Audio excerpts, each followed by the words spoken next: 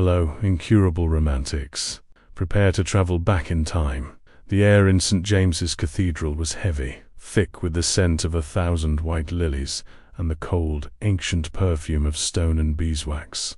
Light, fractured into jewels of sapphire and ruby by the towering stained-glass windows, painted the marble aisle in a reverent, solemn glow.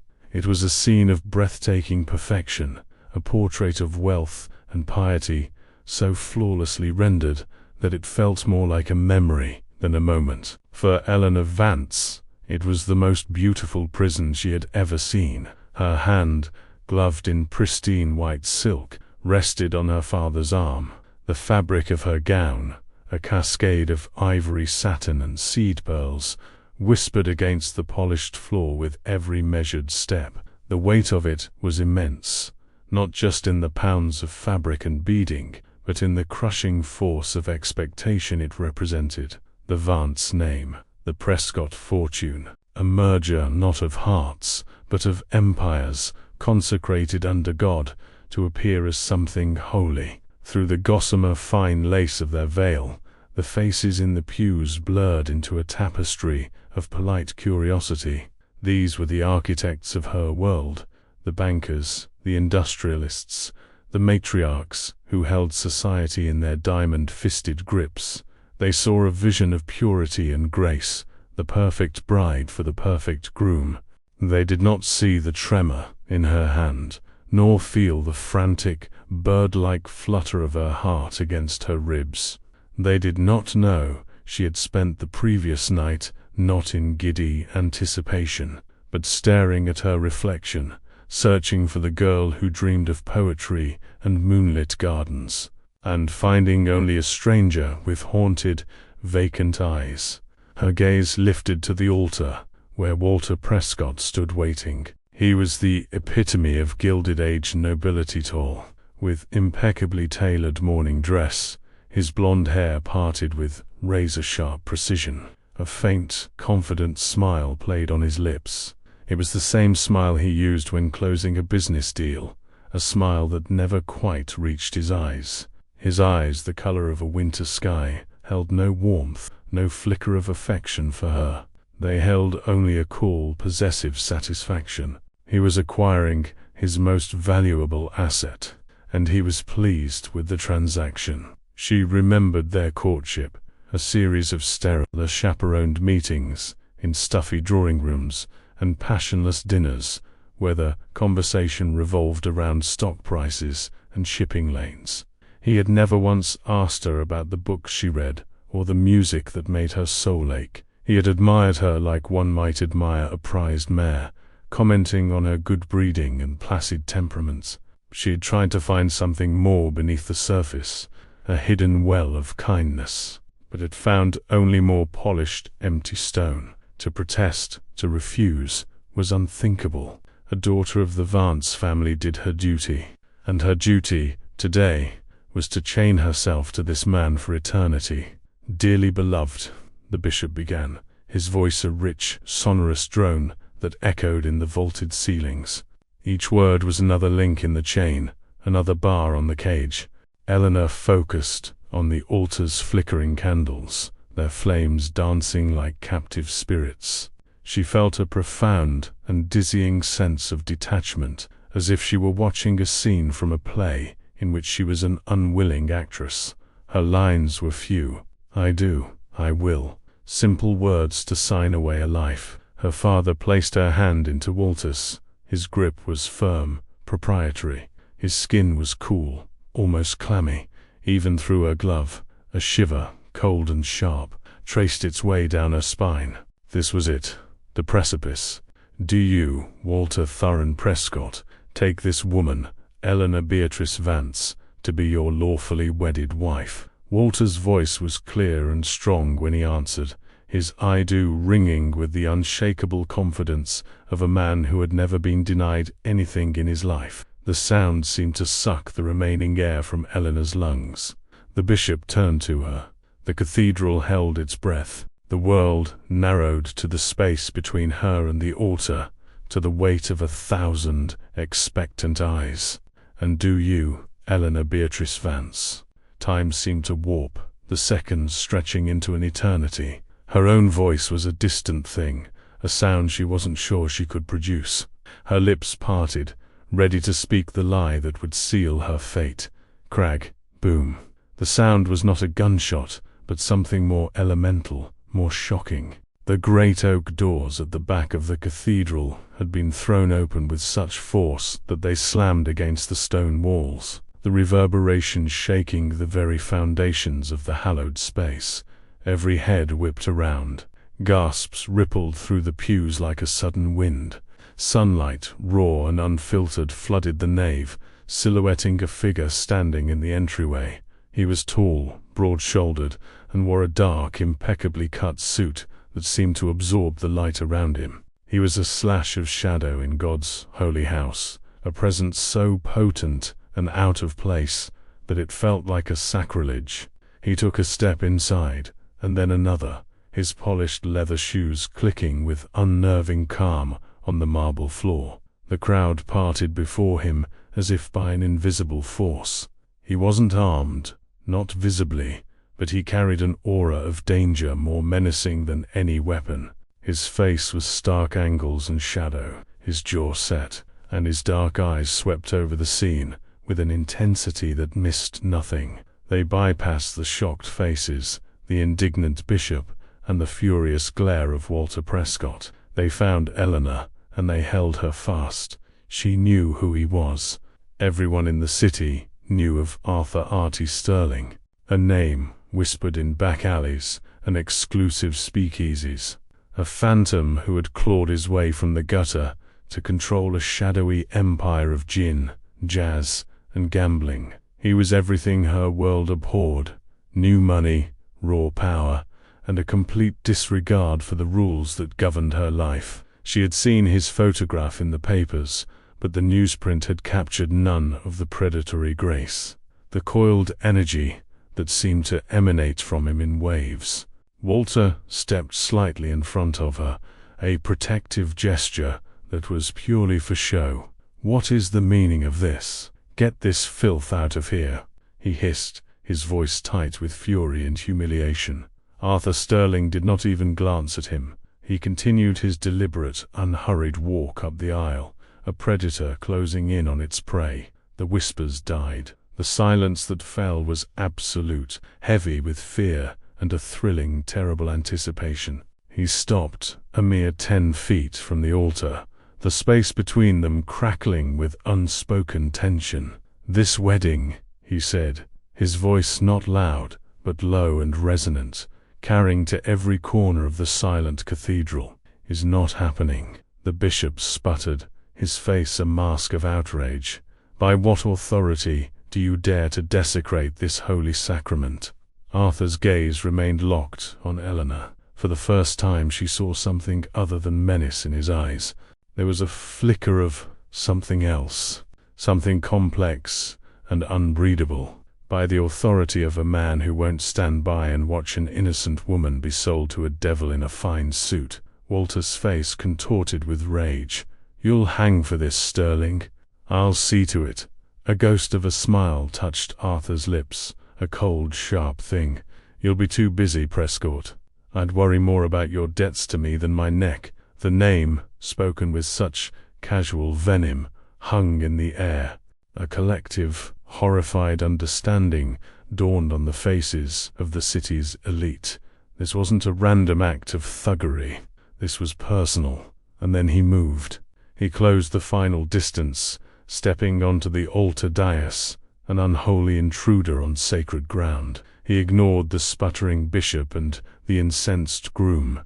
He stood directly before Eleanor, so close she could smell the faint, clean scent of ironed linen and something wilder like winter air and whiskey. He looked down at her, his dark eyes searching her face, hidden behind the veil. Slowly, with a strange reverence, he reached out a gloved hand.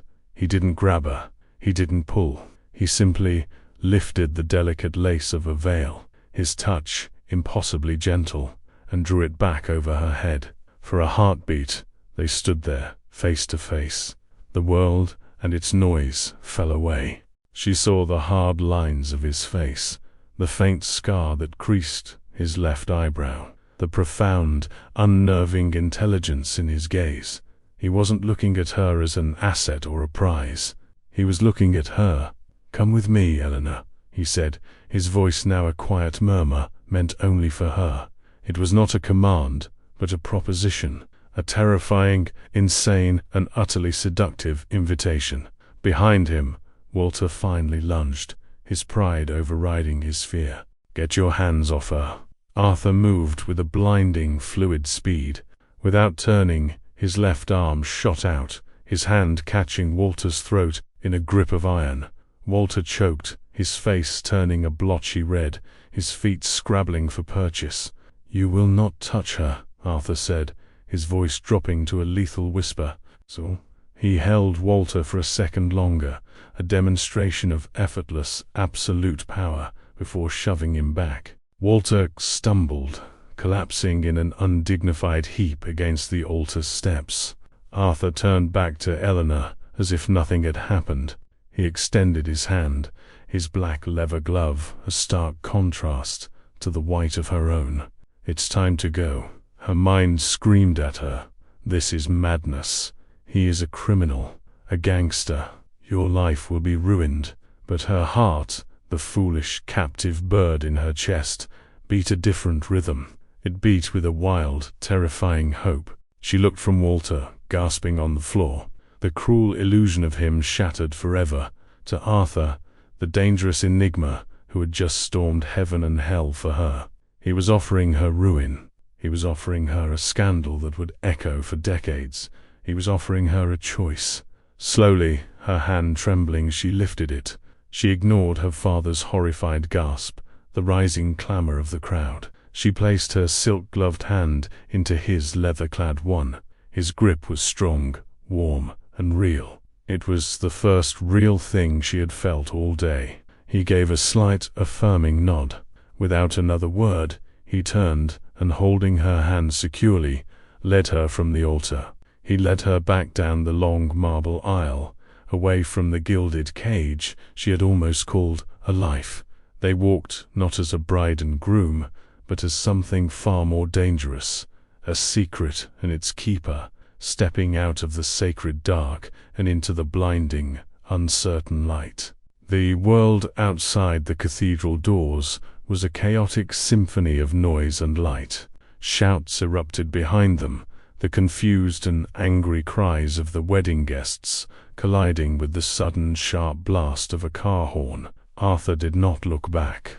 His grip on Eleanor's hand was an anchor in the storm, pulling her forward through the stunned onlookers on the cathedral steps and toward a long, black Packard sedan idling at the curb, its powerful engine a low, guttural growl. A man with a grim face held the rear door open. Arthur bundled her inside with a firm but not rough efficiency, sliding in beside her as the door slammed shut. The car lurched forward, pressing her back against the supple leather seat. The city became a frantic blur through the window, startled faces, pointing fingers, the grand facade of St. James shrinking with impossible speed. The thick glass of the car muted the sounds of the world, enclosing them in a sudden, intimate silence. Eleanor's mind was a maelstrom. Shock had rendered her limbs useless, her voice mute. She sat ramrod straight, her wedding gown pooling around her like spilled milk on the dark floor mats. She could feel the heat radiating from Arthur's body beside her, a stark, masculine presence that was both terrifying and strangely grounding. She stared at their joined hands, her white silk glove still held fast in his black leather one. The image was absurd, a surreal tableau of light and shadow, innocence and sin. "Where are you taking me?" The words were a choked whisper, the first sound she'd managed to make. He finally released her hand, the absence of his touch leaving her skin feeling cold. He didn't look at her, his gaze fixed on the road ahead as the driver navigated the city streets with practiced, aggressive speed. "Somewhere safe." "Safe?" The word came out as a broken laugh. "You dragged me from my own wedding." You assaulted my fiancée. You've kidnapped me. Nothing about this is safe. That depends on your definition of the word, he replied, his voice a low, even rumble. You were minutes away from shackling yourself to a man who would have destroyed you. I'd call that the very definition of danger. They drove on in a tense silence. The car turned away from the grand boulevards and into the heart of the city, where new steel and glass towers clawed at the sky, monuments to a new and ruthless era. The Packard slipped into a subterranean garage, a modern convenience that spoke of immense wealth and a desire for privacy. They were led to a private elevator, its brass gate closing them into a small, gilded box that rose silently, swiftly, lifting them above the city's roar. The elevator opened directly into a sprawling apartment. Eleanor stepped out and stopped, her breath catching in her throat. This was not the grim, dusty warehouse or sordid backroom she had envisioned. It was a palace in the sky. The floor was polished black marble, reflecting the soft light from Art Deco sconces. The furniture was sleek and modern, upholstered in rich velvets and dark woods. A grand piano stood in one corner, and a gramophone with a gleaming brass horn in another. But the true marvel was the wall of glass that made up the far side of the room, offering a breathtaking, panoramic view of the city glittering below, a carpet of 1,000,000 electric jewels under the twilight sky. Her awe was quickly suffocated by a fresh wave of rage. The opulence felt like an insult, a taunt.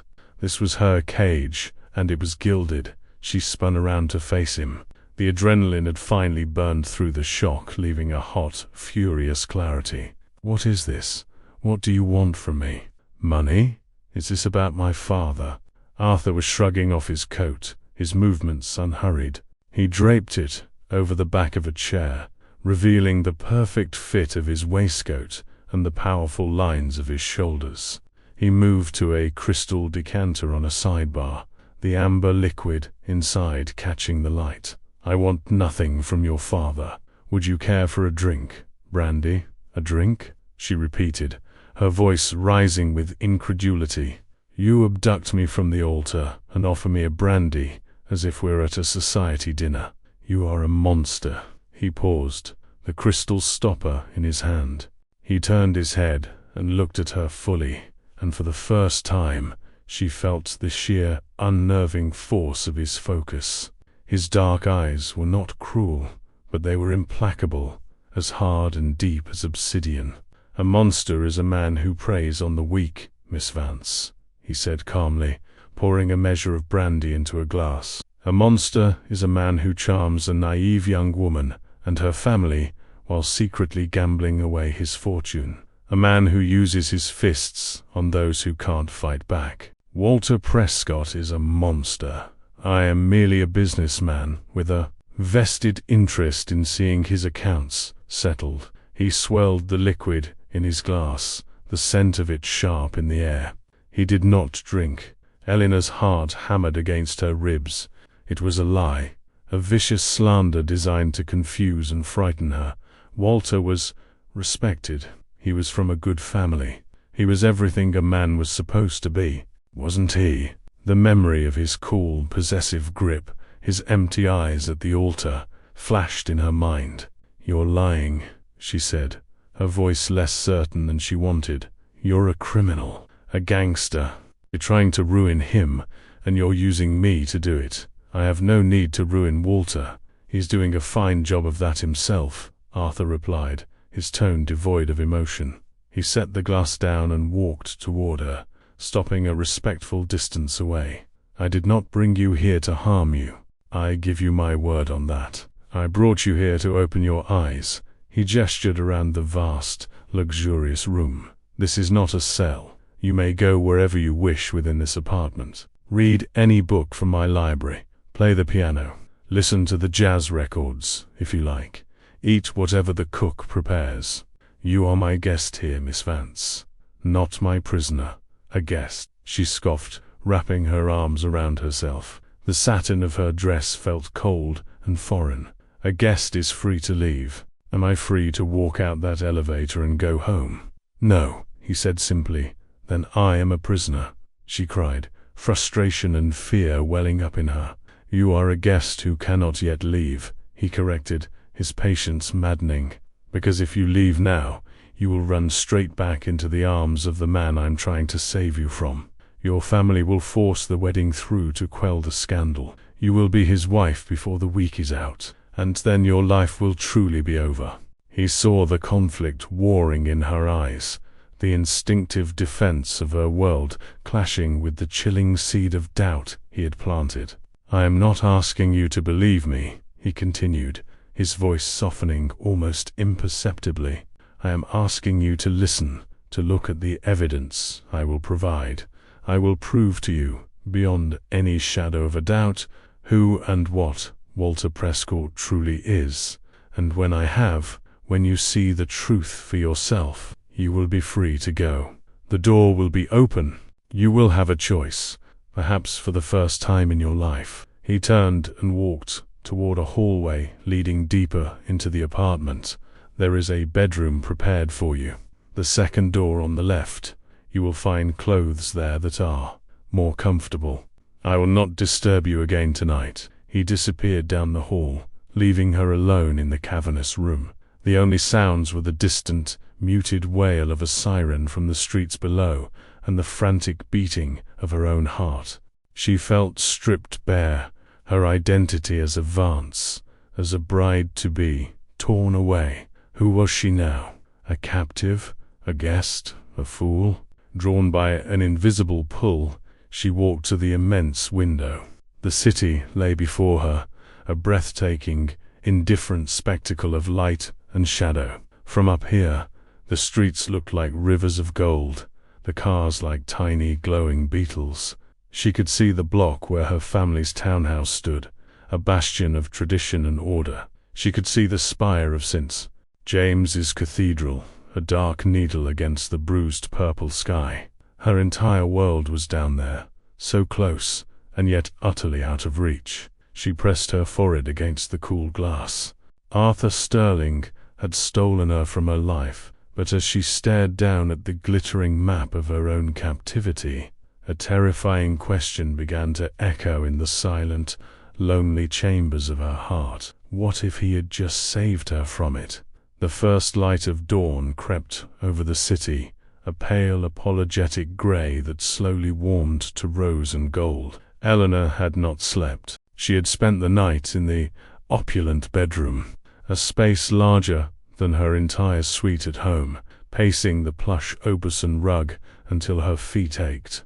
The borrowed silk pajamas felt alien against her skin, a soft, intimate garment chosen by a stranger. Her wedding gown lay in a heap on a velvet chaise, a crumpled ghost of the life she was meant to have begun yesterday. The city outside her window was beginning to stir, the first rumblings of delivery trucks and the distant clang of a streetcar replacing the silence of the night. Down there, her name was on the front page of every newspaper. Eleanor Vance, the kidnapped bride. The scandal would be a tidal wave, drowning her family in shame. And Walter, what must he be doing? Mobilizing the police, of course. Using every ounce of his family's influence to hunt down Arthur Sterling and retrieve his stolen property. The thought sent a chill through her, but for the first time, the chill was not for herself, but for the man in the other room. A soft knock came at her door. She stiffened, her heart leaping into her throat. "Miss Vance." It was his voice, low and controlled.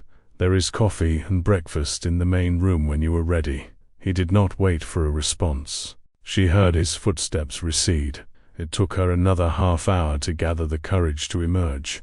When she did, she found him standing by the great window, a cup of coffee in his hand, silhouetted against the morning sky. He was dressed not in a gangster's suit, but in simple trousers and a crisp white shirt, the sleeves rolled up to his forearms, revealing strong, sinewed wrists.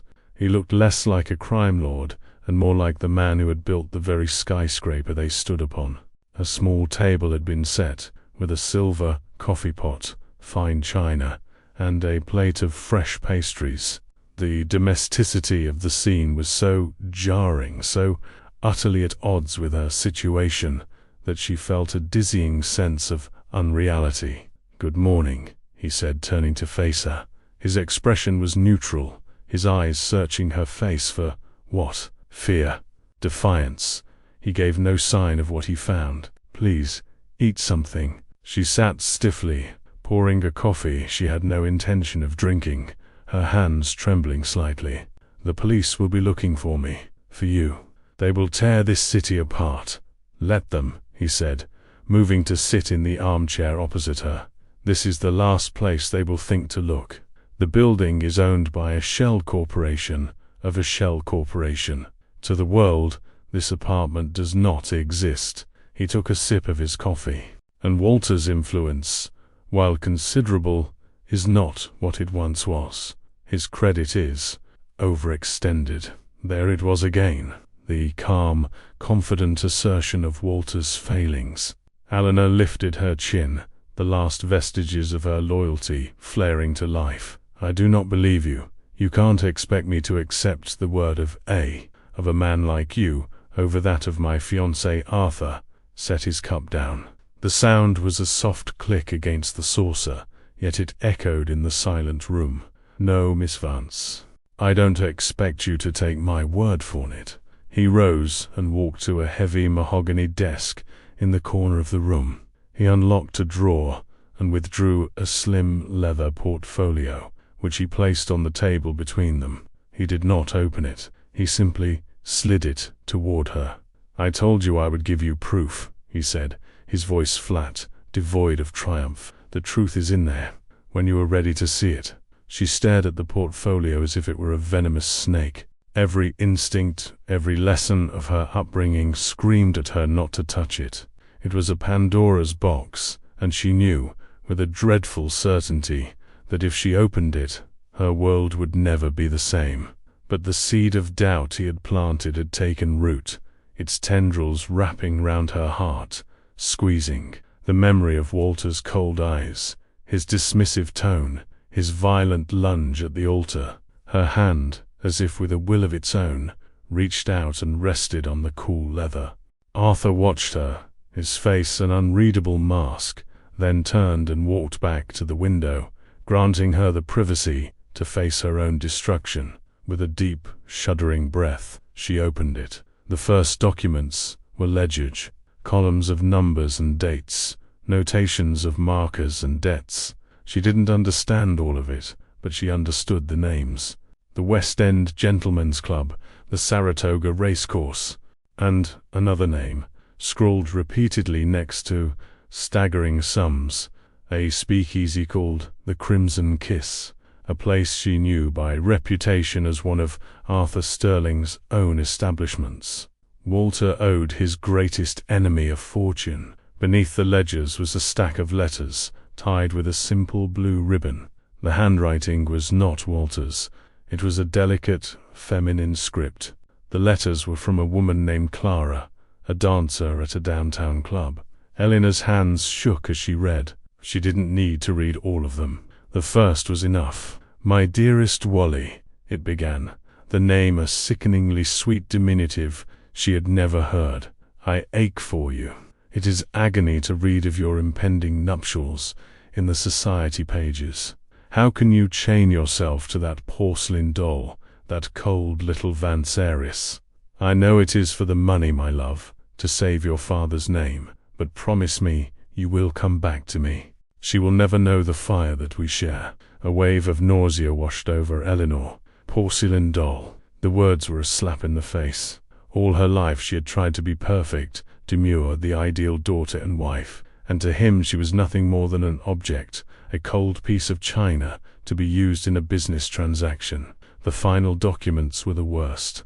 They were typed affidavits, sworn statements from men whose names she didn't know. A stable hand from the Prescott country estate, detailing a savage beating Walter had delivered to a horse that had thrown him. A valet, fired without cause, describing Walter's violent, drunken rages. A former business partner, cheated out of his shares, his reputation destroyed by Walter's calculated lies. She let the papers fall from her numb fingers. The portfolio's contents lay scattered on the table, a mosaic of a man she did not know, a monster hiding behind a veneer of civility. The man Arthur had described. She didn't realize she was crying until a silent tear splashed onto a ledger page, blurring the ink. She made no sound, her body rigid with a grief so profound it was paralyzing. It was not grief for the loss of Walter, but for the loss of her own innocence, for the monumental, crushing foolishness of her own life. She was a bird who had lived her entire life in a cage, believing it was a palace, only to be shown that the door had always been open to a far more dangerous wilderness. She whispered, her voice cracking. I did not know. Arthur had turned from the window. He moved to the gramophone and, with a quiet grace, placed a record on the turntable. A moment later, the mournful, soulful cry of a lone saxophone filled the room. It wasn't the frantic, joyful jazz of the flapper clubs. It was something slower, deeper, a blues melody that spoke of heartache and loneliness, of hard-won survival. He didn't speak. He simply let the music wash over the broken silence. He poured her a fresh cup of coffee, this time lacing it with a small splash of the brandy from the night before, and placed it in her trembling hands. They sat like that for what felt like hours, as the sun climbed higher in the sky. The music played on, record after record, and slowly, tentatively, she began to ask questions. Why? She asked, her voice barely audible.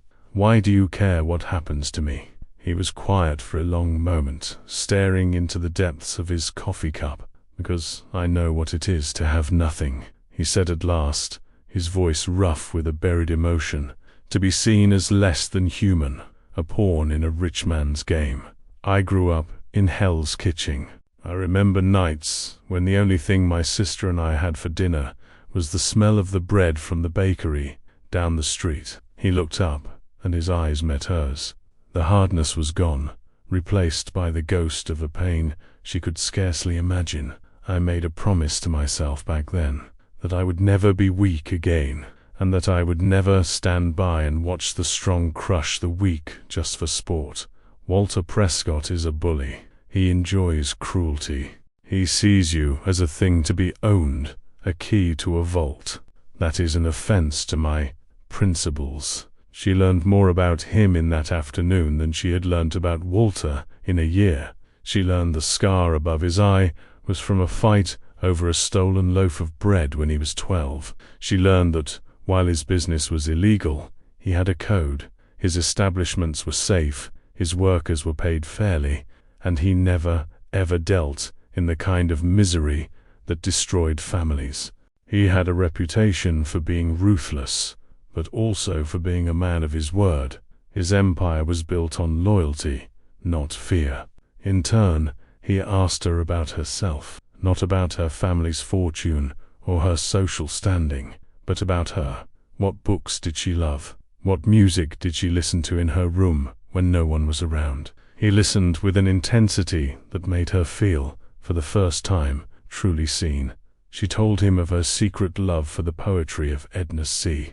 Vincent Millay, of her dreams of seeing Paris, of the suffocating loneliness of her perfect gilded life. As dusk fell, painting the sky in strokes of orange and violet, the barriers between them had become fragile, translucent things.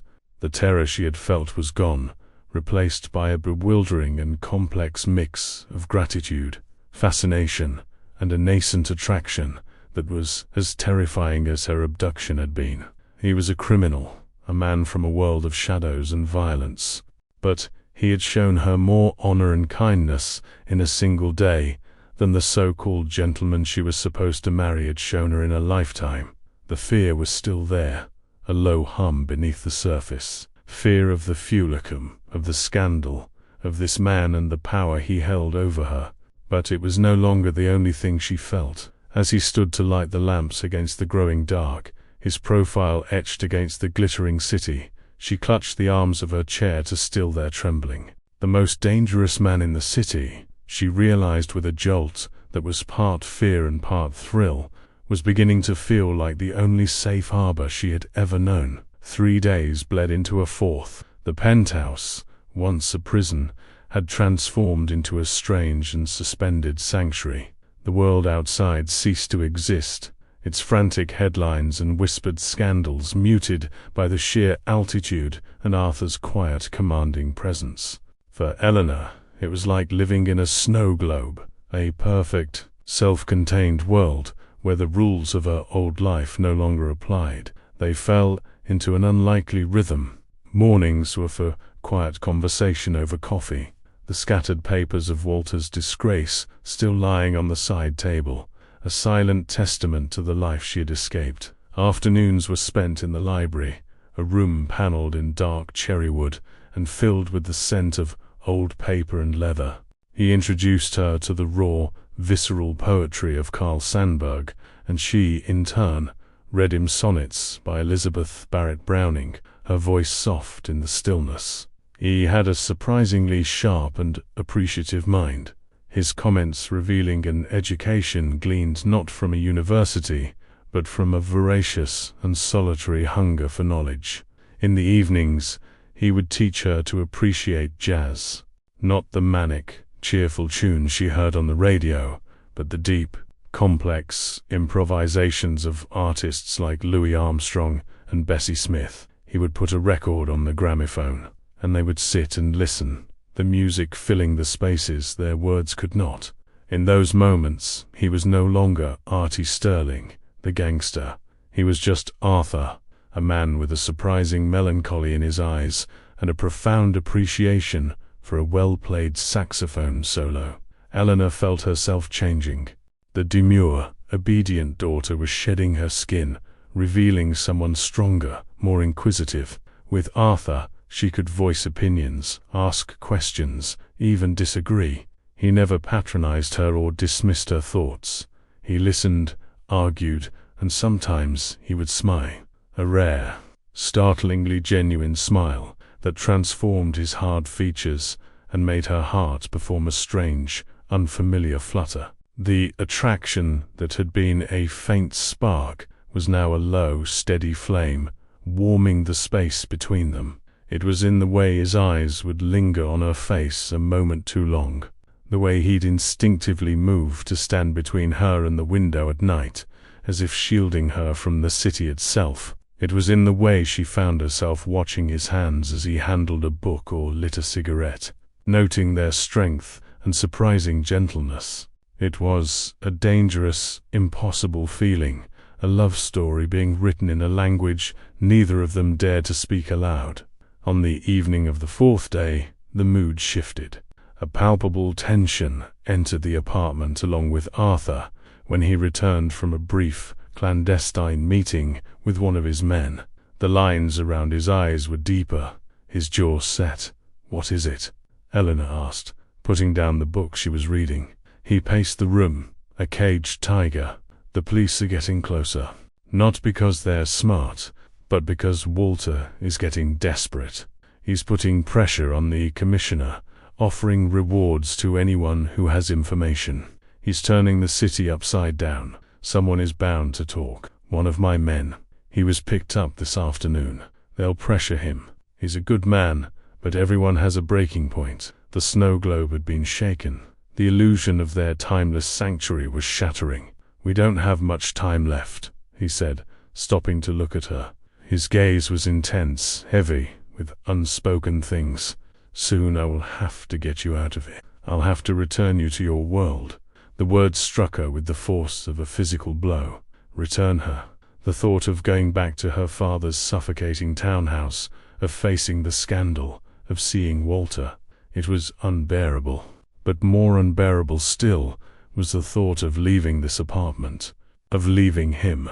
"I don't want to go back," she whispered, the confession hanging in the air between them, fragile and terrifying. He crossed the room in 2 long strides and stood before her. He reached out, his hand hovering for a moment before his fingers gently brushed a stray strand of hair from her cheek. His touch was electric, sending a jolt through her entire body. "Eleanor," he said, his voice a low, rough murmur, the first time he had used her given name, "your life isn't here with me. This is my world. It's shadows and violence and running from the law. You deserve sunshine and gardens, poetry, Paris, perhaps," she said, her voice trembling as she looked up into his dark, conflicted eyes. "I get to decide what I deserve." The air crackled. The unspoken emotion that had simmered between them for days finally boiled over, too potent to be contained. The wail of the saxophone from the gramophone seemed to be giving voice to the ache in her own soul. He looked as if he were at war with himself. Every instinct for self-preservation, every line he had drawn between his world and hers, was screaming at him to step back. But he didn't. He couldn't. Just for tonight, he breathed, the words more a plea than a statement. "Let's forget the world outside. Let's forget who we are." He took her hand, his grasp warm and firm, and led her to the open space in the center of the room. He didn't know the proper steps for a society foxtrot or a formal quadrille. He simply placed one hand on the small of her back and drew her close, their bodies fitting together with a shocking, instinctive rightness, and they began to move, not to the rhythm of the jazz, but to the silent, frantic beat of their own hearts. It was not a dance. It was a conversation without words. Her hand rested on his shoulder, feeling the coiled strength there. His hand held hers, his thumbs stroking gentle circles over her knuckles. They swayed slowly, their feet barely moving across the marble floor. She rested her head against his chest, closing her eyes, feeling the steady thrum of his heart beneath her ear. It was the safest she had ever felt in her entire life. She breathed in his scent, clean linen, tobacco, and something uniquely, dangerously his.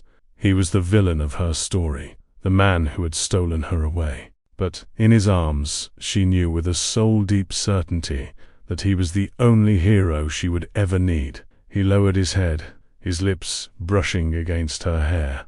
She felt the tremor that ran through him, a testament to his own monumental struggle for control. This was it, the moment where everything could change, where the line would be crossed forever. She tilted her head back, her eyes meeting his, her lips parted, an unspoken invitation. "Wee-oo, ooey-oo." The sound was faint at first, a distant mosquito whined, but it grew rapidly louder, more piercing, the mournful, intrusive wail of police sirens rising from the streets below. One siren, then two, then a chorus of them, converging on their position. Arthur's body went rigid. The spell was broken, shattered into a million pieces. He released her, stepping back, his face once again a hard, impenetrable mask. The tenderness in his eyes was replaced by the sharp, calculating glint of a cornered animal. "They're here," he said, his voice flat and cold. Someone talked. The betrayal was swift and absolute. He moved to the window, peering cautiously through the edge of the curtains. The street below was suddenly alive with flashing red lights, a swarm of dark cars, disgorging uniformed men. They were surrounded, trapped. The time for pretending was over. Their stolen waltz had ended. The beautiful, impossible music had stopped, replaced by the harsh, screaming siren of reality. Their sanctuary had become a cage once more, and this time the world wasn't just knocking at the door, it was coming to break it down. Do you believe love can conquer time? Tell us in the comments. ... Panic, cold and sharp, seized Eleanor's heart. The wailing sirens were a death knell, the sound of her fragile new world collapsing. She looked at Arthur, expecting to see a man preparing for a gunfight, a desperate last stand.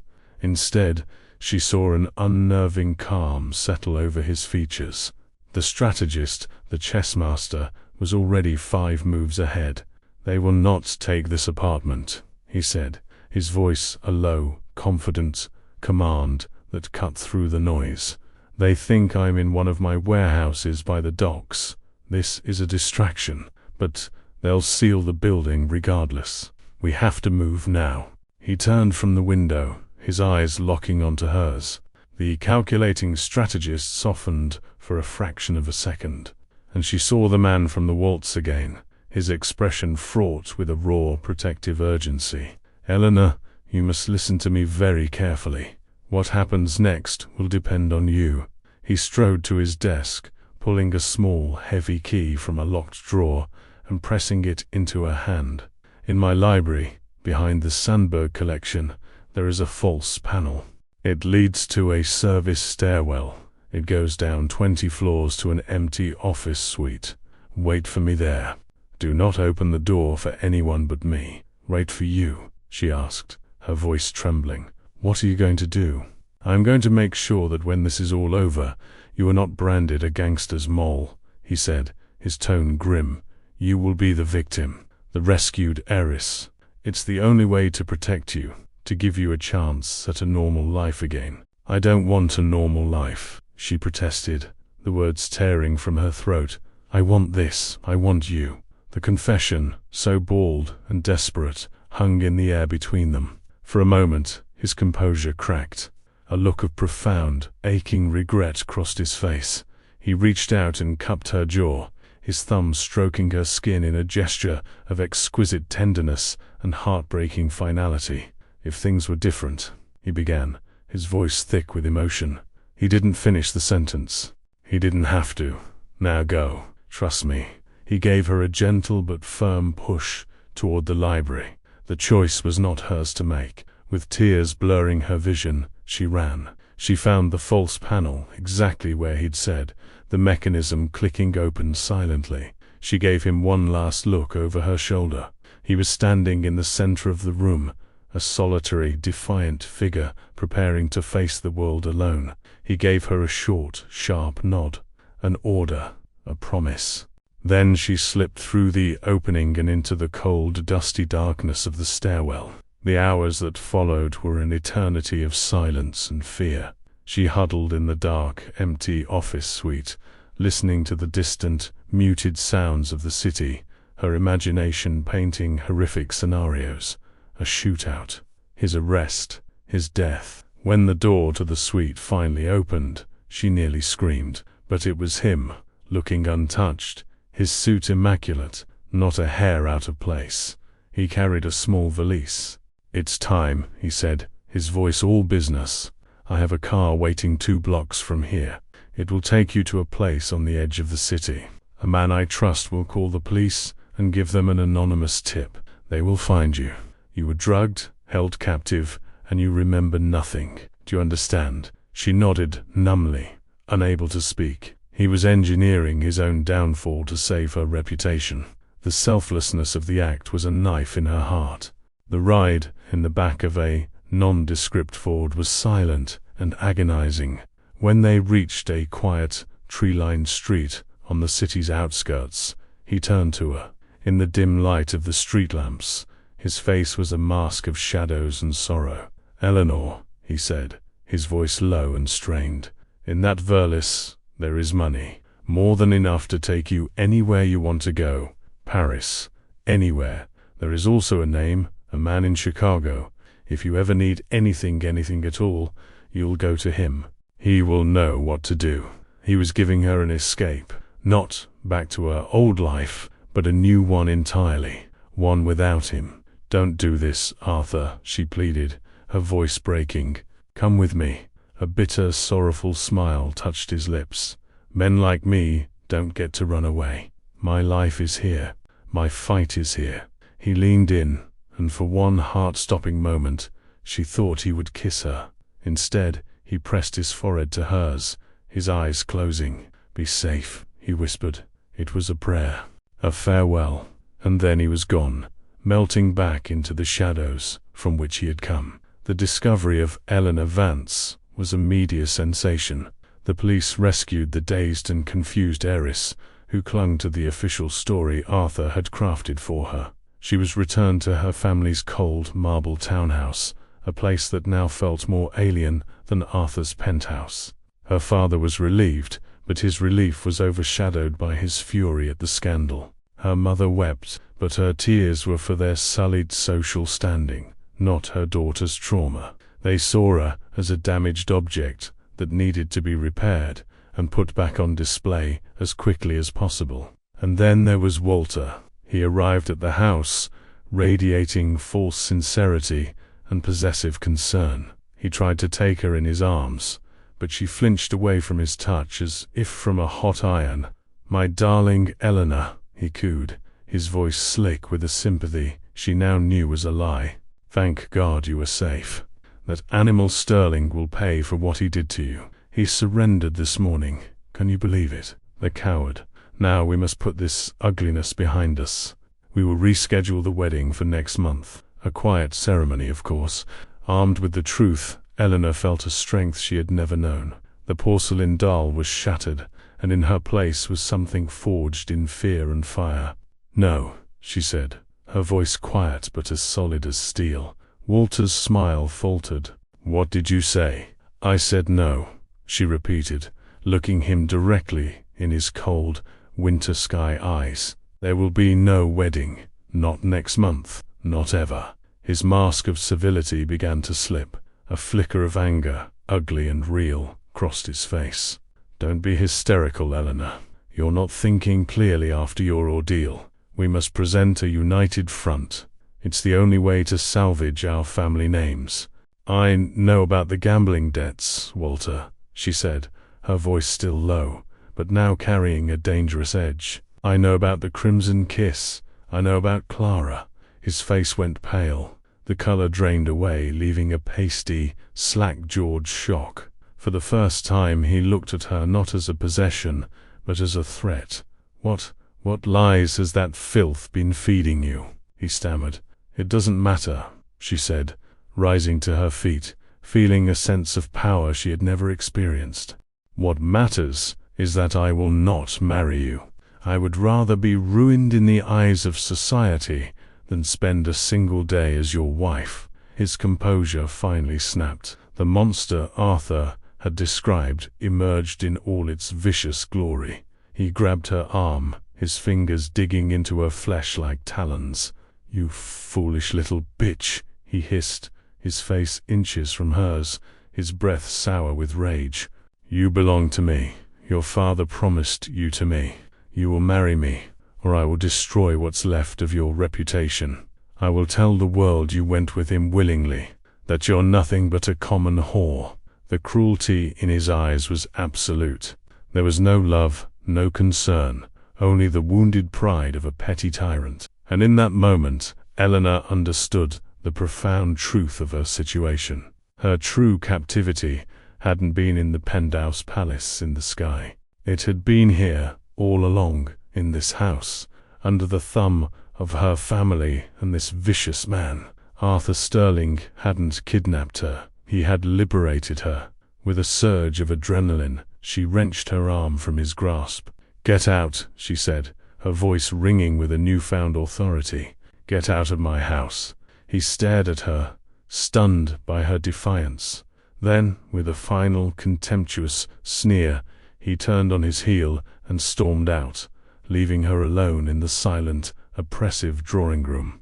She stood there, her heart pounding, her arm throbbing where he had gripped it. She was alone, disowned, and disgraced.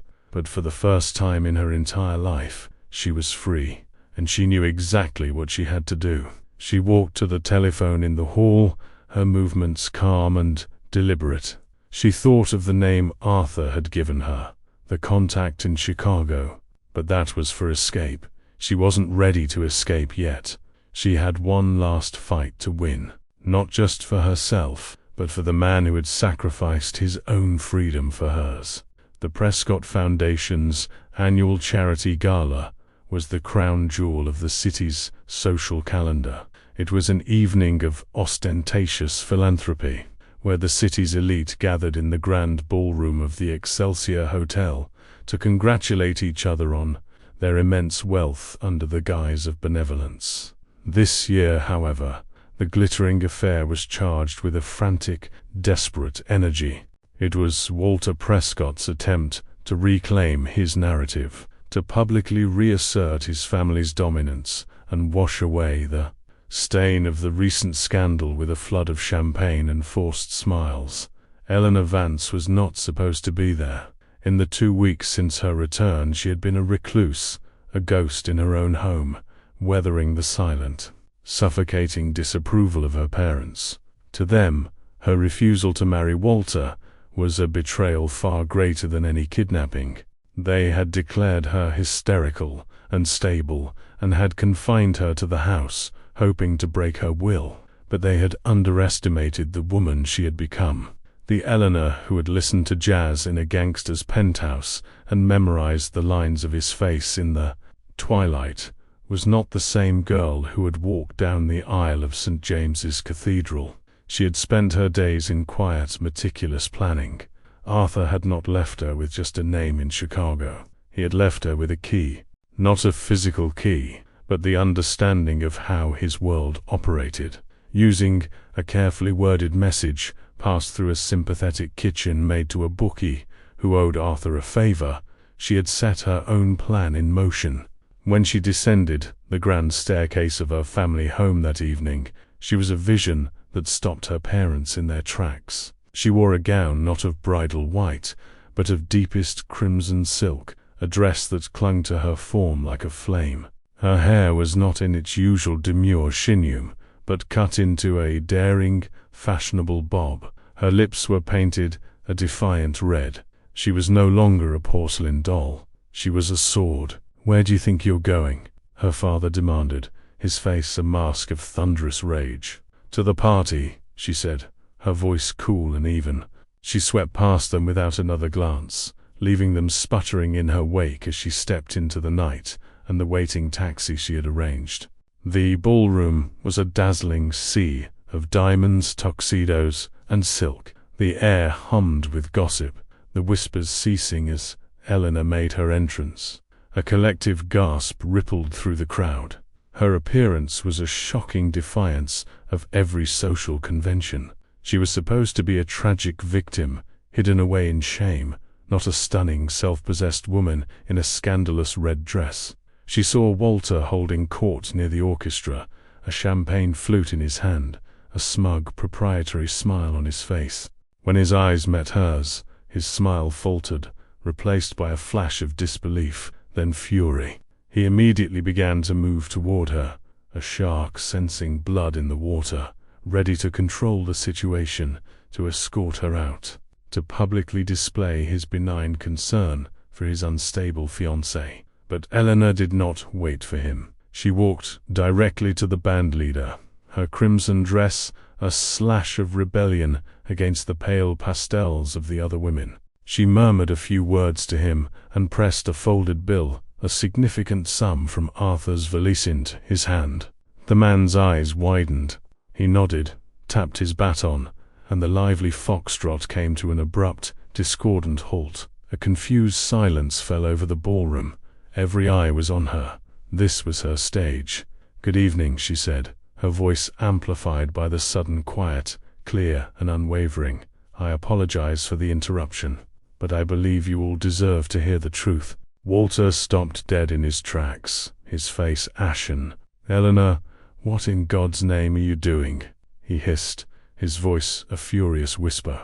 She ignored him, her gaze sweeping across the stunned faces of the city's most powerful people. "For weeks you have whispered about my ordeal. You have pitied me as the poor, kidnapped bride of Walter Prescott. But you have been told a story. Tonight, I will tell you the real one." She took a breath, holding the attention of every person in the room. "I was not taken from a loving groom. I was saved from a monster, a man who uses his family's name like a shield to hide his cruelty, his deceit, and his staggering weakness." A horrified murmur went through the crowd. This was more than a scandal. It was a public execution. "I speak of Walter Prescott," she declared, her voice ringing with conviction. She turned her gaze on him, a prosecutor delivering her final summation. A man so consumed by his gambling addictions that he owed a fortune to the very man he publicly condemned. A man who promised marriage to me while promising his heart to one of his many mistresses. A man whose honor is a costume he wears to parties like this one. Walter's face was a grotesque mask of fury and panic. She's lying. She's mad. The ordeal has broken her mind, he shouted, desperation making his voice shrill. Am I? Eleanor's voice dropped, becoming dangerously quiet. Then perhaps you can explain these. From a small, beaded purse, she produced a sheaf of papers. They were copies, the originals safely hidden away, of Walter's letters to Clara, of the gambling ledgers from the Crimson Kiss. She held them up for all to see. These are love letters from your dancer, Walter, and these are markers for your debts. Debts you intended to pay with my dowry. The foundation of Walter's world crumbled. The whispers turned to shocked exclamations. His allies began to back away, their faces studies in horrified self-preservation. His carefully constructed reality was being dismantled, piece by piece, by the woman he had tried to own. It was in that moment of supreme chaos, as Walter stood exposed and sputtering, that the ballroom doors opened. But it was not the hotel staff or the police who entered. It was Arthur Sterling. He was not dressed as a gangster, but as a gentleman, in a tuxedo as fine as any in the room. He moved with a quiet, lethal grace, his presence immediately commanding the room's attention. He was not flanked by thugs. He was alone, and he was not looking at Eleanor or at Walter. His eyes were fixed on the portly, sweating figure of Police Commissioner Davies, who was trying to shrink behind a potted palm. Commissioner, Arthur said, his voice calm, but carrying the unmistakable weight of authority. I believe you've been looking for me. Before the commissioner could respond, Arthur extended his hand. He was not holding a weapon. He was holding a heavy, leather-bound ledger. I surrendered, as you know, Arthur said, his voice resonating in the silent room. But my associates have been busy. This book details certain financial transactions, illegal shipments, backroom deals, bribes paid to city officials, all meticulously recorded. The accounts of the Prescott shipping empire. It seems Walter wasn't just a gambler. He was a criminal. He placed the ledger into the commissioner's trembling hands. It landed with a soft, heavy thud, the sound of an empire falling. Walter Prescott stared, his face a canvas of utter ruin. He had lost his bride, his reputation, and now his freedom. It was over. Arthur's gaze finally moved, finding Eleanor across the glittering, wreckage-strewn ballroom. The world seemed to fade away. There were no gawking society matrons, no panicked businessmen, no approaching police officers. There was only him. His eyes held no triumph, only a deep, profound affirmation, a silent acknowledgement of her strength, her courage, her love expressed not in a whisper, but in a revolution. He had given her the truth, and she had used it to set them both free. The chaos of the ballroom faded into the muffled, dreamlike distance as Eleanor slipped out through a side exit. The cool night air was a balm on her flushed skin, washing away the scent of expensive perfume and cheap hypocrisy. She leaned against the cold brick of the alleyway. The crimson of her dress, a stark slash of color in the grimy darkness. Sirens began to wail again, but this time they were not a sound of dread, but of resolution. They were the sound of Walter Prescott's world ending, of a corrupt edifice finally collapsing under the weight of its own lies. She was alone. In one spectacular, defiant act, she had severed the last ties to her family and her class. She had been their pawn, their porcelain doll, and she had just shattered herself against the ballroom floor. She had no home to return to, no reputation left to protect. The valise with Arthur's money was her only worldly possession. She was utterly, terrifyingly, gloriously free. A footstep crunched on the gravel behind her. She didn't startle. She knew, with a certainty that resonated in her very bones, who it would be. Arthur Sterling stepped out of the deeper shadows, a silhouette against the garish glow of the city. The borrowed tuxedo was gone, replaced by his familiar dark suit and overcoat. The gangster was back, but she no longer saw a criminal. She saw the man who had recognized the prisoner behind the bride's veil, the man who had stormed the cathedral of her life not to tear it down, but to show her the door. "I heard it was quite a performance," he said, his voice a low rumble. A ghost of a smile played on his lips. "Setting fire to the whole damn circus." "You started the fire," she replied, her own smile feeling shaky but real. "I just fanned the flames." They stood in a comfortable silence for a moment, the sounds of the city, their orchestra, the clamor from the hotel, the distant rumble of the elevated train, the mournful cry of a tugboat on the river. It was the music of his world, and now of hers. "What will happen to you?" she asked, the fear for him a familiar ache in her chest. "You gave them the ledger. You gave them Prescott, but you're still Arthur Sterling," he finished for her. "Yes, the commissioner and I have come to an understanding. A king has fallen. The city needs a new one to keep the peace. Turns out they prefer a devil they know." He shrugged, a simple gesture that belied the complex, dangerous negotiations that must have taken place. "My record will be wiped clean of this unfortunate kidnapping incident. In return, I will ensure the city's less reputable businesses continue to run smoothly and quietly." He had played the game and won. He had sacrificed his queen only to checkmate the entire board. He took a step closer, the space between them shrinking until she could feel the warmth of his body. He reached out, not to touch her, but to gently finger the crimson silk of her sleeve. "This color suits you," he murmured, his gaze intense. "It's the color of courage." "It felt like the color of war," she confessed. "Sometimes they're the same thing," he said. The unspoken question hung in the air, thick with all the nights in the penthouse, all the shared secrets, the dance that was never finished. What now? He had given her an escape route, money, a new life in a new city, the sensible, safe choice. But she had not survived a shipwreck, only to row her lifeboat to the most boring shore she could find. She wanted the storm and the sea. She wanted him. "The valise," she said, her voice soft but steady. "The money is for Paris. You told me I deserved Paris." "You do," he said, his voice rough with an emotion he could no longer hide. "I've been thinking," she continued, her eyes never leaving his. "I don't think I want to see Paris alone. I'm told it's a city for lovers." His hand finally moved from her sleeve to her arm, his fingers warm and firm through the silk. He searched her face, his dark eyes filled with a desperate, cautious hope.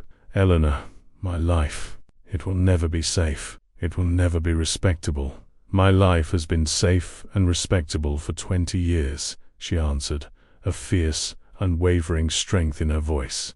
"And it was the most dangerous place I've ever been. I'm not afraid of the shadows, Arthur. Not when you're in them." That was all he needed. The last of his control broke. With a sound that was half groan, half sigh, he closed the distance between them. His hands came up to cup her face, his touch both reverent and ravenous. He looked at her for one long breathless moment, as if memorizing every line and curve, and then he kissed her. It was not a gentle, hesitant kiss. It was a deluge, a breaking dam of all the unspoken words, the suppressed longing, the impossible, desperate love they had felt for each other. It was the taste of whiskey and resolve, of silk and survival. It was a promise of 1,000 tumultuous sunrises, of dangers faced together, of a love forged not in the sterile light of a cathedral, but in the honest, gritty shadows of an alleyway. When he finally pulled back, they were both breathless. He rested his forehead against hers, his eyes closed. "God help me, Eleanor," he whispered. "I think I've loved you since I first saw you, standing at that altar like a beautiful, tragic ghost. And I think," she whispered back, her hands finding their way up to his chest, feeling the steady, solid beat of his heart, that I have been waiting for you my entire life. At the end of the alley, a black Ford Model T was parked, its engine already humming a low, steady rhythm. He took her hand, his leather glove enclosing hers, a familiar echo of their first flight. There was no longer a gangster and a bride. There was only a man and a woman, their hearts finally beating to the same syncopated, unpredictable tune. He opened the passenger door for her. As she slid onto the seat, the sound of a lone saxophone drifted from a speakeasy down the street, a slow, bluesy melody that was no longer mournful, but full of a deep and soulful promise. Arthur got in beside her, and together they pulled away from the curb. They left the flashing lights and the wreckage of their old lives behind them, driving not toward an escape, but toward a beginning. They drove into the heart of the city, toward a dawn that would be entirely their own, the sound of a new kind of jazz, their jazz playing the soundtrack to the first day of the rest of their lives. True love isn't found in the gilded cages of reputation and wealth, but in the dangerous freedom of a heart that dares to see the truth. Sometimes the man society calls a monster is the only one with the honor to set you free.